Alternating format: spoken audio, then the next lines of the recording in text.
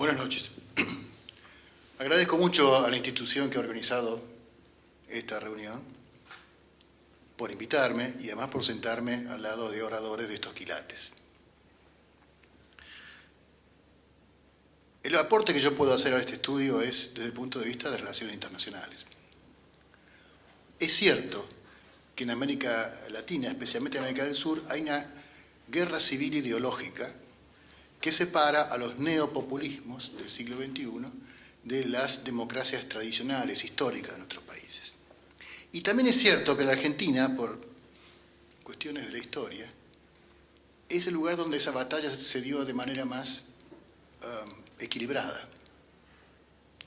Durante 10 años, el elenco gobernante movía el timón en dirección al socialismo del siglo XXI y la tripulación, que era la gente, la sociedad argentina, decía que no. Y finalmente el rechazo social a ese direccionamiento hizo que el elenco gobernante cayera y fuera cambiado.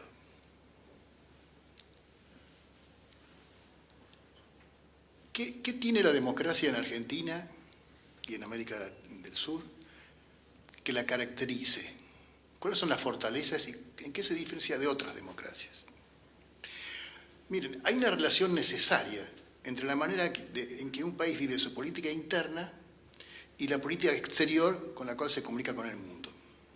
Si no hay coherencia entre lo que hacemos adentro con lo que queremos hacer afuera, no hay prosperidad, no se puede. Y esto es así porque los estados no progresan si no tienen al menos dos condiciones. Una, tener un conjunto razonablemente bien articulado de políticas de Estado o de acuerdos básicos hacia dónde queremos ir, lo que se llama un proyecto nacional. Y dos, enganchar ese proyecto nacional en las corrientes más dinámicas del mundo en ese momento. Si no se tiene eso, no conozco el caso de ningún país que haya progresado. Es lo que, por ejemplo, ocurrió con los argentinos, con la Argentina, en la generación del 80, en el siglo XIX, donde organizamos el país internamente y lo enganchamos en la corriente más dinámica del mundo en ese momento, que era la revolución industrial. Tuvimos un proyecto nacional y lo enganchamos en el escenario internacional. En Europa, las naciones existieron antes que los estados. Por lo que una vez constituidos esos estados, su política exterior surgió naturalmente, porque era una expresión de la nacionalidad de ese estado, de identidad de ese estado,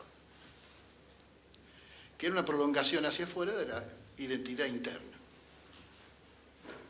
En América Latina fue al revés. Tuvimos estados antes de las naciones. Primero organizamos una cantidad enorme de estados y muchos años después conseguimos diferenciarnos en naciones. En Europa, cuna de las naciones, estas existían antes de constituir los estados. La nación francesa prefiguraba en los galos lo que iba a ser después el estado francés. Lo mismo los anglos, los mismos los hispanos. Todos estaban dominados por el Imperio Romano. No eran todavía estados, pero ya eran naciones.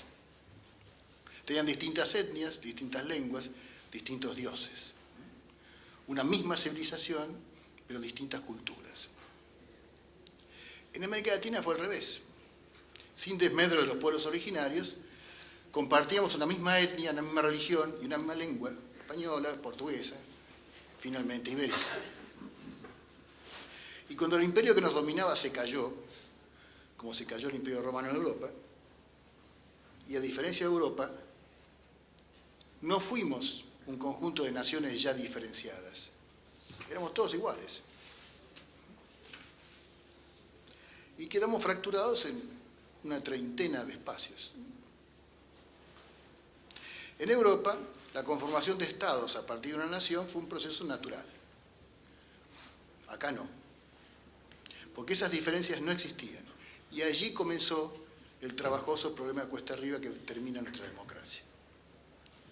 Porque resultando imposible armar una gobernabilidad única para toda América Latina, como sí lo había conseguido a la América sajona, nosotros nos fracturamos en decenas de pequeños espacios de gobernabilidad, luchando unos contra otros para conseguir algún territorio al cual organizarlo como estados.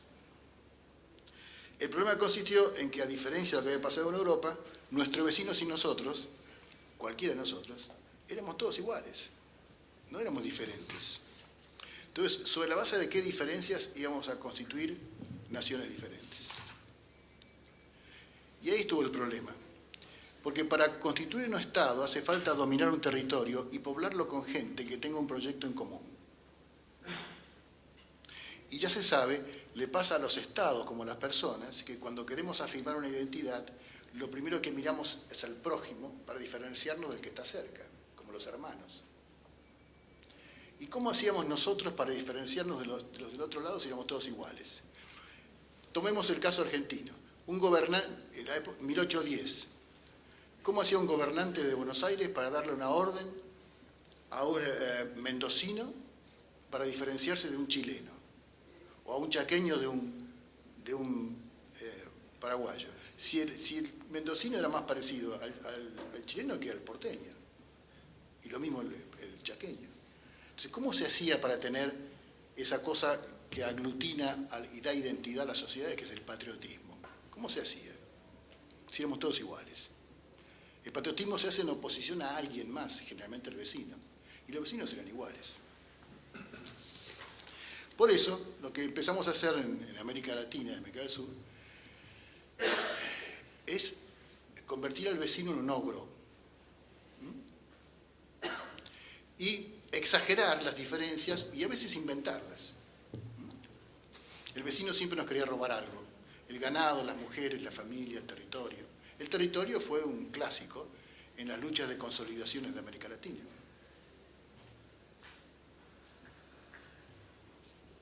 En mi experiencia pública, me tocó trabajar en el cierre y la negociación definitiva de los límites con Chile, que se terminó en 1999. Recién en el 99 terminamos los límites con Chile, porque los territorios fueron el lugar más extendido de combate entre los estados de América del Sur. A lo largo de la historia hay muchos límites que se han transado en base a la fuerza, a la regla. Pero nosotros estábamos viviendo, cuando retornamos a la democracia en el 83, una nueva política exterior en la cual los vecinos dejaban de ser hipótesis de conflicto, gente malvada, y pasaban a ser hipótesis de cooperación, socios, amigos, hermanos. Solamente de esa manera pudo nacer, por ejemplo, el Mercosur, que es el proyecto de política exterior más importante que tuvo la Argentina en toda su historia. Ir hacia los vecinos con la mano extendida. Pero nos tomó un siglo desembarazarnos de ese odio al vecino, que fue útil para generar patriotismos al fundar los estados, pero después envenenó la relación con los vecinos.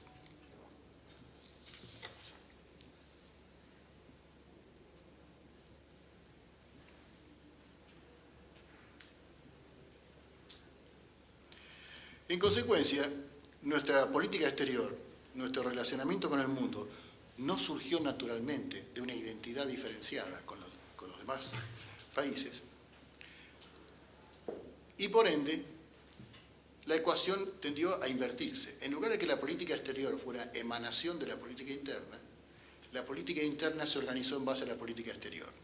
Eso es lo que pasó con Argentina. La Argentina no es un Estado hasta 1853-1860. Cuando tuvimos una sola constitución, un solo gobierno, una sola legislatura, una sola moneda y un solo ejército. Eso es un Estado. A partir de ese momento, los argentinos dijimos, bueno, ¿qué queremos hacer en el mundo? ¿Qué podemos hacer en el mundo? Y descubrimos que podíamos convertirnos en el granero del mundo. Y con esa visión exterior, con ese proyecto exterior, organizamos internamente el país. ¿Para qué? Para servir a ese proyecto exterior. Ese proyecto exterior requería leyes firmes, justicia imparcial, estabilidad institucional, basta de guerra civil. Organizamos todo eso. ¿Para qué? Para cumplir un destino en el mundo. Esto es, nuestra organización como Estado, nuestro principio como nación, se debió a un proyecto exterior.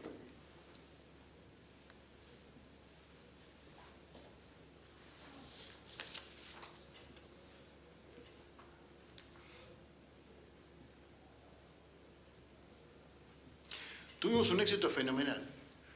De 1860, que es cuando la Constitución queda consolidada, hasta 1930, 70 años, la Argentina, que no era nada, nada era nada, cero, no éramos nada, trepó a tener el 7º PBI per cápita del mundo, Producto Bruto per cápita del mundo entero, éramos nosotros. Para 1910, para el primer aniversario, y un poco más tal vez, el Producto Bruto de la Argentina era igual que el de Brasil, Colombia, Venezuela, Ecuador, Perú, Chile, Bolivia y Paraguay, sumados. Éramos más ricos que todos ellos. Hoy somos la 4ª parte del de Brasil. ¿Por qué? Porque en 1929, con la crisis mundial, en 1930, perdimos nuestra relación especial con el mundo, la revolución industrial, y afuera, y por lo tanto perdimos adentro la democracia. Argentina pierde al mismo tiempo su relación internacional espectacular y su democracia adentro. Y nos hundimos en un cono de sombras fenomenal hasta 1983. Y perdimos 70 años de democracia ininterrumpida, que es la más larga que tuvo nunca la Argentina en la historia. Recién en 1983 fundamos de vuelta un sistema democrático y constitucional que dura hasta hoy. Nos falta mucho por los 70 años, pero estamos de vuelta en el buen camino.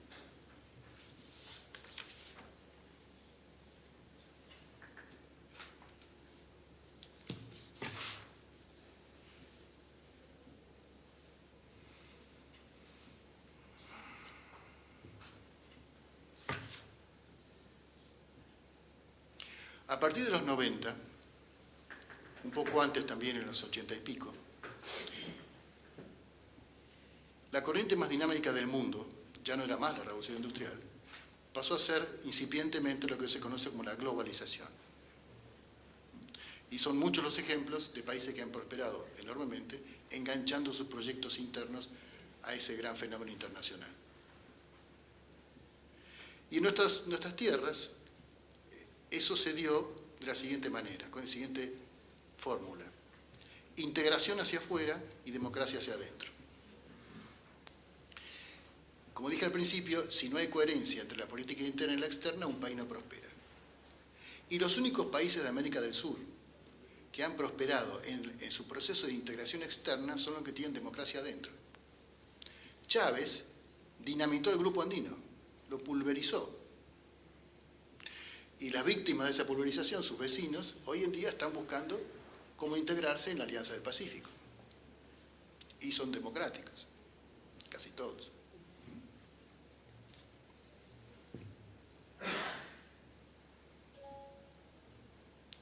Los gobiernos no constitucionales de nuestra zona y algunos de los constitucionales del neopopulismo, lo que enseñan es la desconfianza hacia afuera y la hostilidad hacia adentro. Hacia adentro es amigo o enemigo. No hay cordialidad entre los argentinos, no había cordialidad. Los gobiernos populistas, como se ha dicho en esta mesa, comparten con los regímenes de fuerza, militares, su hostilidad con los vecinos.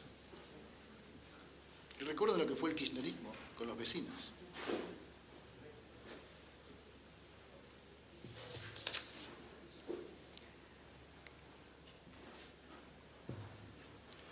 Hay una evidente comprobación empírica de que se progresa mucho más afuera en el mundo si se tiene democracia adentro, en la vida política interna.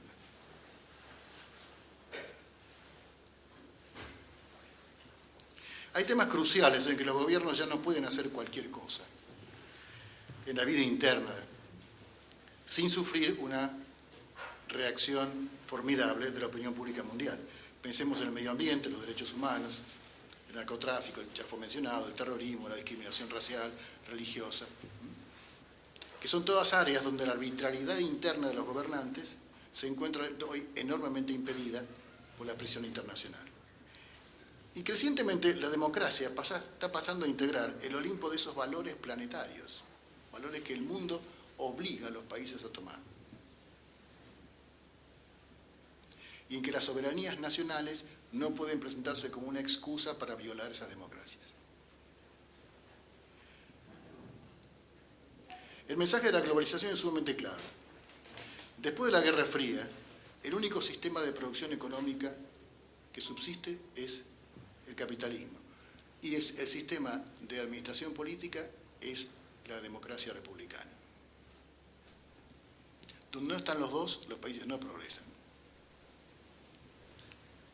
Sé muy bien que a la luz de la experiencia china hay mucha gente que empieza a sospechar, a sostener que es posible tener un progreso económico capitalista con un gobierno autoritario.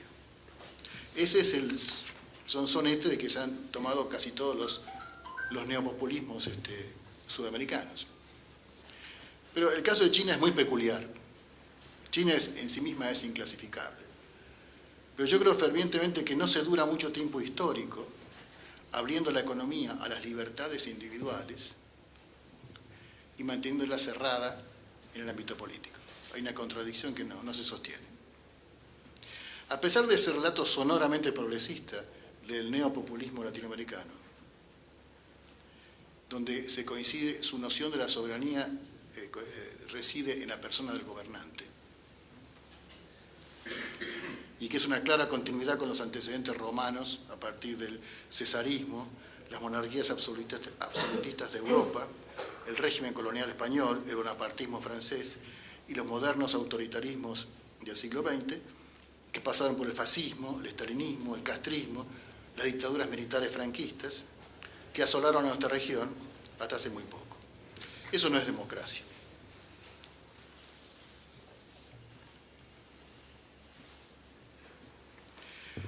Para nosotros el federalismo y la democracia pasaron a significar lo mismo. De hecho, los gobiernos argentinos autoritarios siempre tendieron a la centralización del poder en Buenos Aires, anulando la aplicación del federalismo.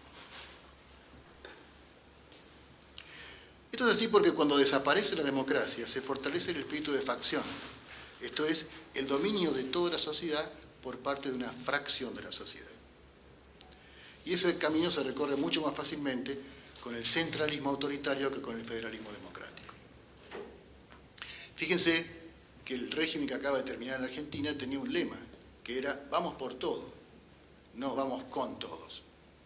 El vamos por todo es un lema de depredadores.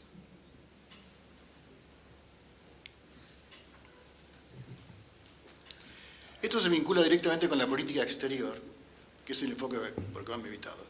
Porque el mundo observa estos comportamientos y descarta asociarse con países que no son previsibles más allá de un periodo presidencial.